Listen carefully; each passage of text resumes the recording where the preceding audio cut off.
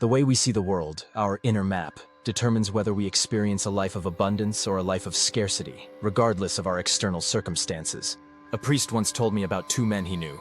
The first was incredibly wealthy, a businessman with homes all over the world and a collection of 100 cars.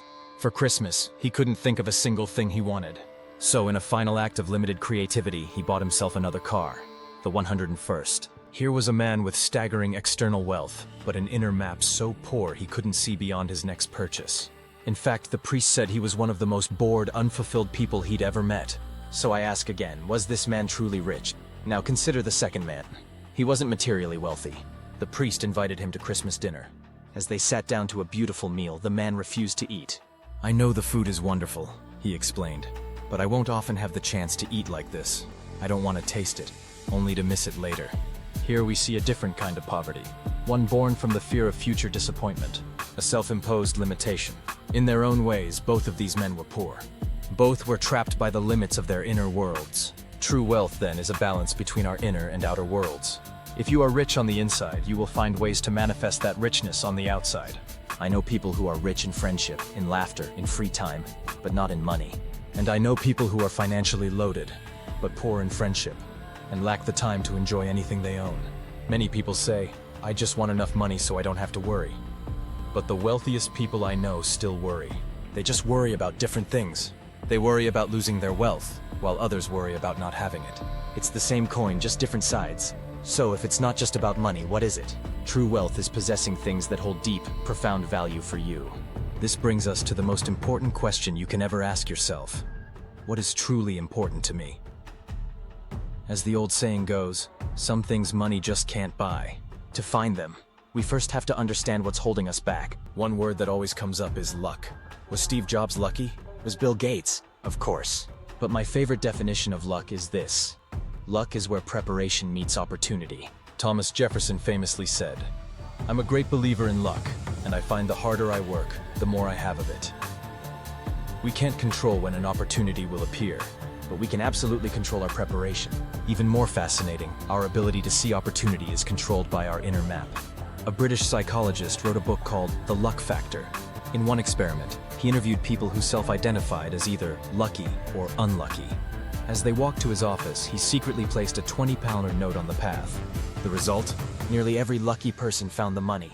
Almost none of the unlucky people even saw it. The opportunity was there for everyone, but only some had their sensors open to perceive it. This reminds me of the difference between a frog and a bat. Both eat insects. The frog sits perfectly still, waiting for a fly to come to it. It's a reactive strategy. The bat, however, has wings and huge ears. It flies out, sends out signals, and proactively hunts for its food. A frog's average lifespan is about 2 years. A bat's can be up to 50 years. The bat's proactive strategy leads to a longer, more successful life. Are bats luckier, or do they just work smarter?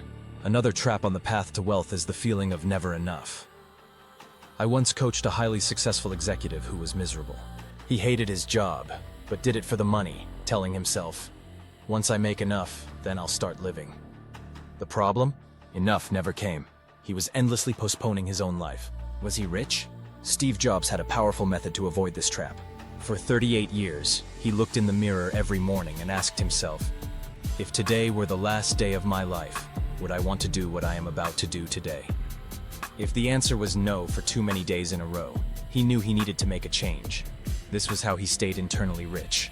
Incidentally, his official salary as CEO of Apple was just $1 a year. A powerful statement that said, "I'm only here because I want to be."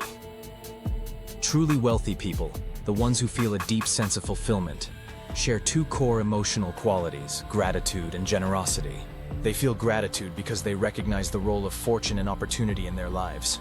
And they are generous because, when you feel you truly have enough, you can share it. Someone who hoards and clings to their possessions doesn't actually feel rich at all. Let's think about wealth on different levels. First, environment. This is the most obvious level. Your house, your bank account, your car. Second, behavior. This is the richness of freedom. The ability to do what you love, to travel, to spend your time meaningfully. I feel very rich in this area, perhaps more so than people with far more money. Third, capabilities. This is intellectual and emotional wealth. Think of Leonardo da Vinci.